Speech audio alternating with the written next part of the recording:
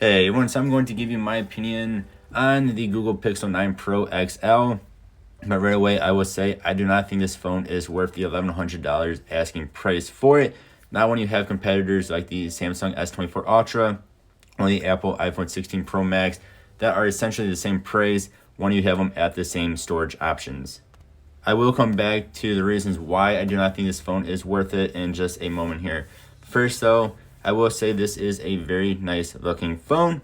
It is definitely better looking than the old ones. So like here I have a 7 Pro and the 8 Pros basically look the same as the 7 Pro. I do think the 9 Pro XL looks way better. It actually looks more premium than the old ones do. This looks like it is now on the same level as the Samsung or the iPhone that I previously mentioned. The ways to unlock your phone all seem to work very well, at least on mine. So like the fingerprint works incredibly fast, and same thing with the face unlock as well. I will say those do seem to work better than on my S24 Ultra from Samsung, and about the same as the iPhones do, at least with the face unlock. The display is a very nice display, but I will say if you compare it to something again like the S24 Ultra that I have on the right here, the whites just look a bit more yellowy. The colors are nice though, I will say. Again, I don't think they're quite as good as the S24 Ultra is.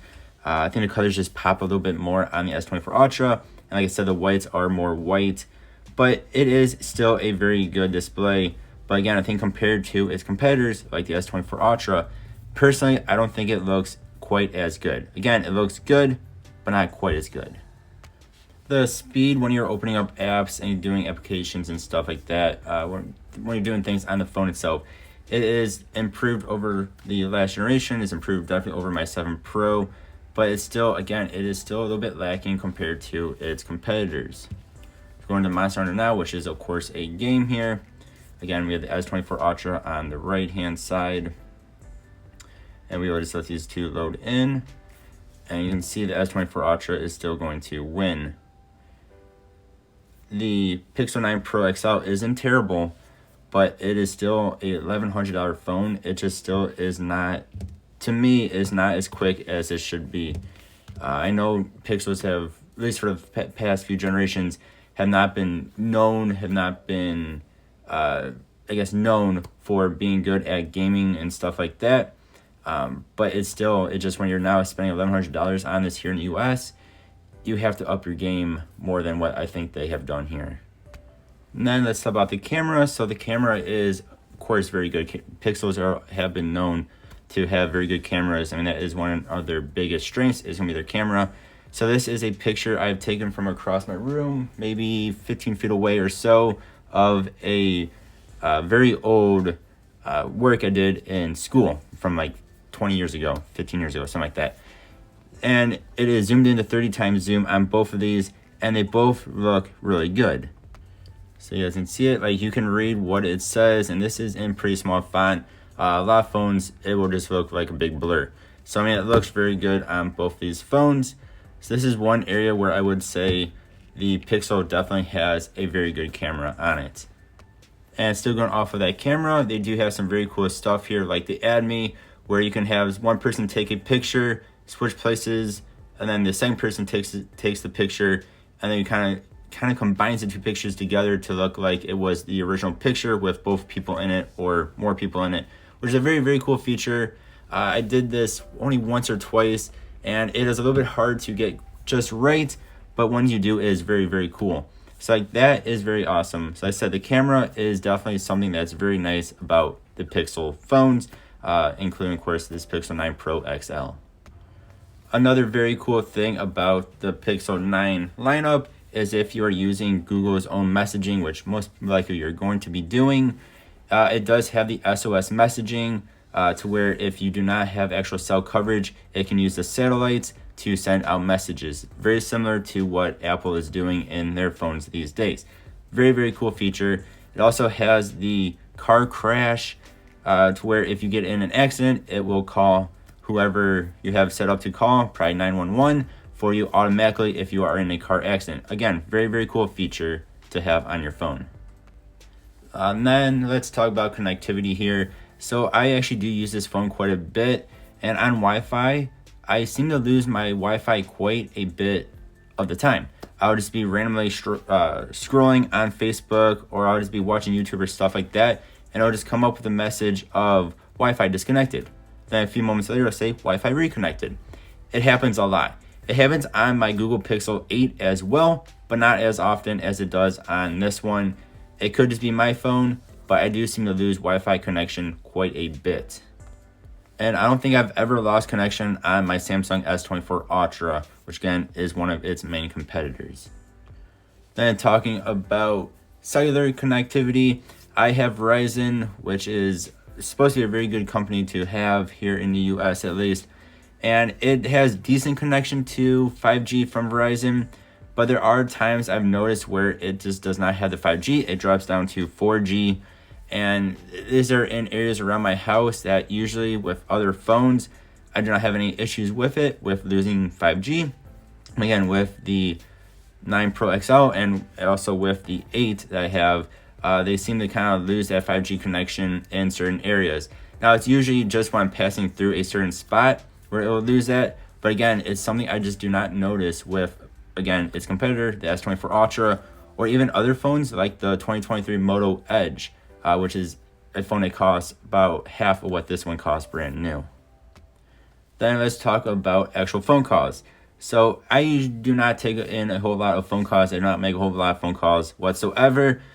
But I will say, at least on mine again, the volume of the phone call, even when it was maxed out, it was not loud whatsoever. It very much reminded me of my old Samsungs from years ago.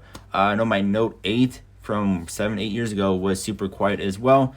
The volume of the phone call itself just reminded me of my very old Samsung Note 8, where it sounds good, but it is not loud enough. If you are in a noisy environment whatsoever, you might not be able to hear the person on the other side.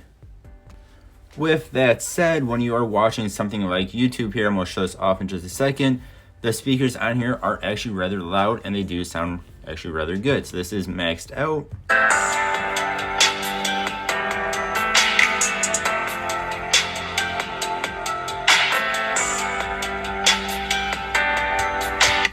So in comparison again to the S24 Ultra, there's really not much of a difference there. Like, and just using it for videos and stuff, the speakers are actually rather good. They sound nice, and they get rather loud. So again, no issues there. Just when you're making an actual phone call, it is very quiet compared to what I thought it would be. I mean, again, it can be hard to hear the person on the other line if you're in a noisy environment. Then just a couple more things here. If you're doing the day-to-day stuff like looking up things online, like I'm gonna go to bestbuy.com here, it is actually rather quick. You're not going to notice difference between this and its competitors. I mean, like for basic usage of looking stuff up, it is very, very fast. Or going into like Facebook, it is very fast. It's when you get into like gaming and stuff like that you will notice it just isn't as quick. It's the heavier tasks that it just isn't as fast with. Then one last thing I want to talk about is its size. This is of course a big phone. We are talking a 6.8 inch display.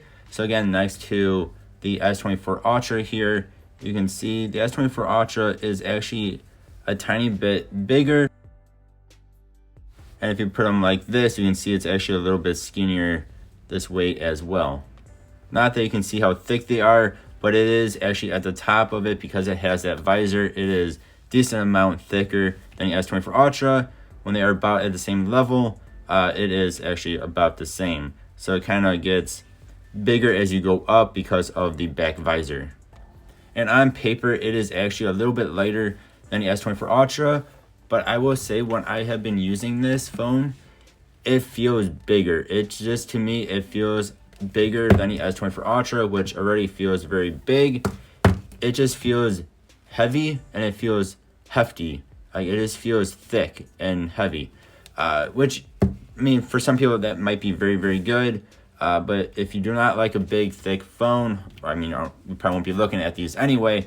But even compared to, again, the S24 Ultra, which is actually a little bit smaller than the S24 Ultra and lighter, to me it actually feels the opposite. It just feels bigger and heavier.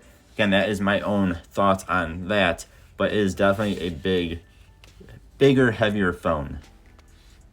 Now, I'm not going to say that this phone is terrible or anything like that. It is still a decent phone. I personally don't think it is worth the $1,100 here in the US asking price for it. Especially, again, when you can get the S24 Ultra or the Apple iPhone 16 Pro Max for basically the same price when you're talking about the same storage options on them. If this phone was, say, $800, maybe $900, it would be more worth it, because then you are talking a lower price than its competitors. But when you're at the same price as its competitors, personally, I do not think it's worth it. Again, $800, I would say it'd be worth it. But you guys let me know what you think. Thank you all very much for watching. I hope you all have a good one. I'll see you guys next time.